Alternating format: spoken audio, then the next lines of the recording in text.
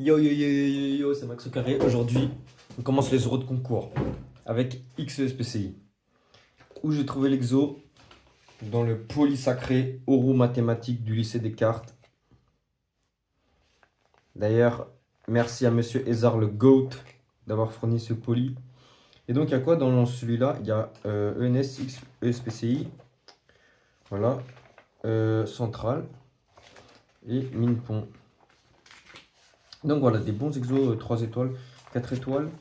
Et du coup, quand on va un peu plus vers là, voilà, des 5 étoiles, voilà. Et aujourd'hui, on s'attaque à un 4 étoiles que j'ai trouvé ici, voilà, exercice 60. Donc celui-là, il y a une question, deux questions. Bizarre, j'ai noté que deux questions. C'est parce que la 3, je ne sais pas encore la faire. Et ça prendrait trop de temps pour la vidéo. Mais voilà, si vous voulez que je pète mon crâne sur la 3, si vous voulez que je réfléchisse un peu sur ce développement en série entière de Sadik, eh bien mettez 10 likes et je ferai cette question. Mais pour l'instant, on va s'attarder à la question 1 et 2. C'est bon, on est parti. Ok. Montrer que pour n supérieur à 1, Cn égale 1 sur n plus 1, n parmi 2n, sachant que Cn, c'était ce truc-là. On voit directement que cela revient à montrer que tout simplement somme de k allant de 0 à n de kn au carré égale ça. Bon, ça c'est quoi? C'est un cas particulier de la formule de Vandermonde.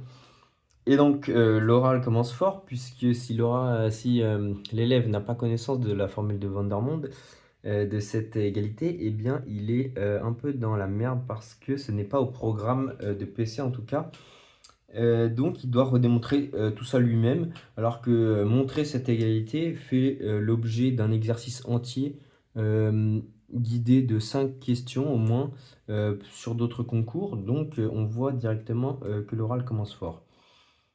Moi j'avais du coup retenu une méthode d'un exercice de sup qui faisait montrer ça, et la méthode est pas mal astucieuse et je vais vous la montrer. La méthode c'est poser une fonction f qui a x, un réel associé x à la puissance 2n. Ok? Et on va dériver f n fois. Donc on prend x d'un r. Et ça, c'est tout simplement un monôme de degré 2n. Donc il n'y a pas trop de soucis pour dériver ça. Si on dérive une fois, voilà, on va faire un petit brouillon. Une fois 2n, x 2n moins 1. Deux fois 2n, 2n moins 1, x 2n moins 2. Hop. N fois 2n, 2n moins 1. On s'arrête à où? Bonne question. Si on dérive une fois, on a 2n moins 0. Ici. Une fois, on va dire une fois. Une fois, deux fois, on a 2n moins 2. 2n moins 1. On peut un peu continuer. 2n moins 2. Donc là, c'est quand on a dérivé une fois. Là, quand on a dérivé deux fois, trois fois. 2, c'est 3 moins 1. 1, c'est 2 moins 1. 0, c'est 1 moins 1. Et donc ici, 2n moins, quand on dérive une fois, eh bien, n moins 1. Puisque là, c'était 3 moins 1, 2 moins 1, 1 moins 1. Et ici, on a, ou tout simplement, vous pouvez, ouais, vous avez n termes. Et ouais, bah, c'est juste une histoire d'indice. Et là, quand on arrive une fois, on a un moins 1, deux fois, on a un moins 2. Donc là, il n'y a pas de difficulté à trouver le moins n. Donc, f dérivé n fois évalué en x égale 2n, jusqu'à hop, 2n moins n plus 1 multiplié par x puissance n. Et ça, c'est 2n moins n plus 1, 2n moins n jusqu'à 1, mais je suis un peu bête parce que 2n moins n, ça fait tout simplement, bah, ça fait n plus 1. Du coup, on a n plus 1, tac, jusqu'à 1. Sauf que là, non, j'ai pas un plus 1, vu que j'ai rajouté 2n moins n. J'ai multiplié en haut et en bas par en gros n factoriel. Et donc ça fait 2n sur n factoriel fois x puissance n.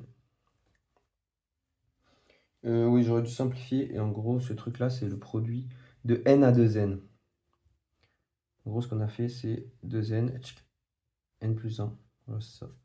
2n, n plus 1, x puissance n. On a rajouté n factoriel en haut, n factoriel en bas. Et tout ça, ça fait 2n factoriel.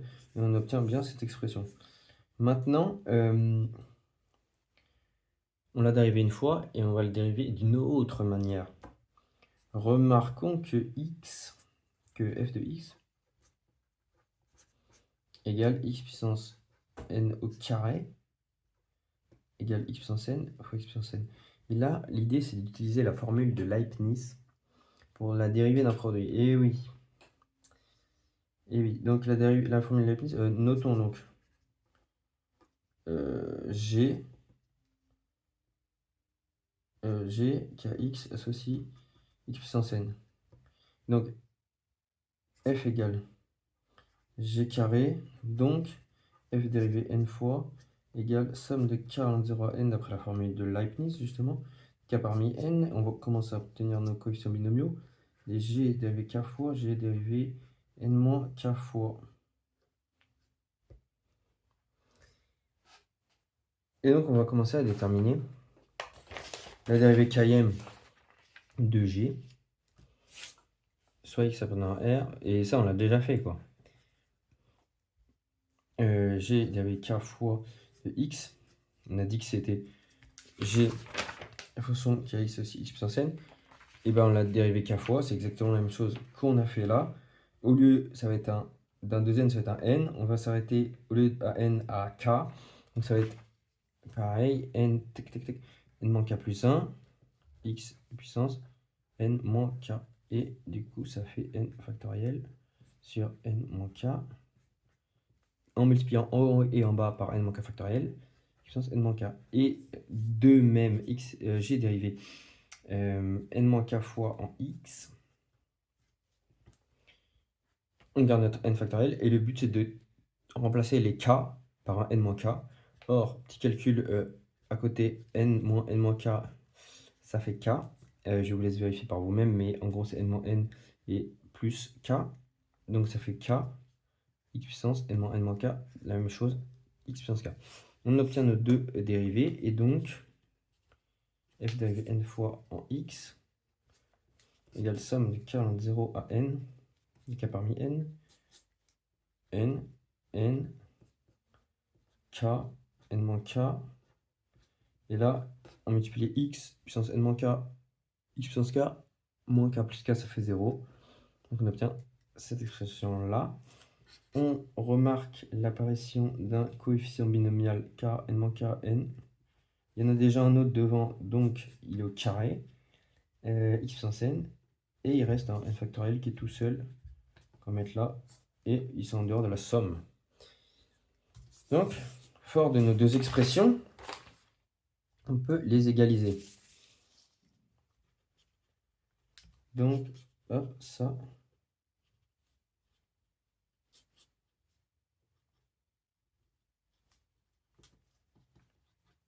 X puissance n. 2n, on a dit n. Hop. Seulement. Donc ça c'est valable pour tout x. Pour tout x réel. Et c'est un peu dommage de devoir restreindre l'ensemble de définitions pour ensuite diviser par x non nul. Donc on va tout simplement évaluer en 1 en fait. Évaluons en 1.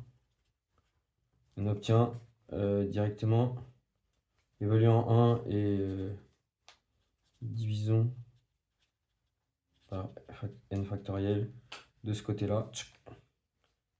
Et on obtient pour comme ça on peut isoler notre somme des cas parmi nos carrés qu'on voulait obtenir. On obtient ça. Et maintenant, il faut montrer que ce truc-là, ben, c'est exactement ça. Ben, c'est pas très dur de le voir.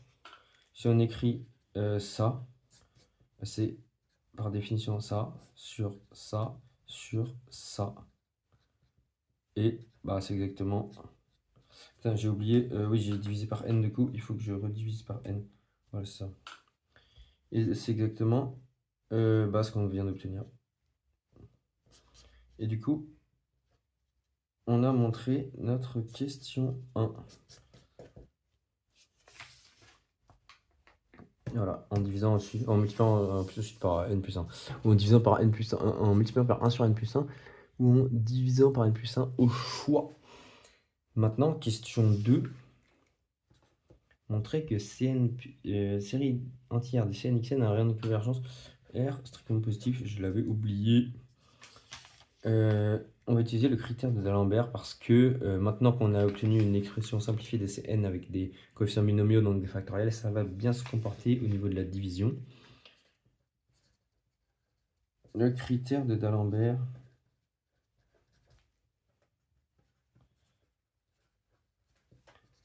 pour les séries entières.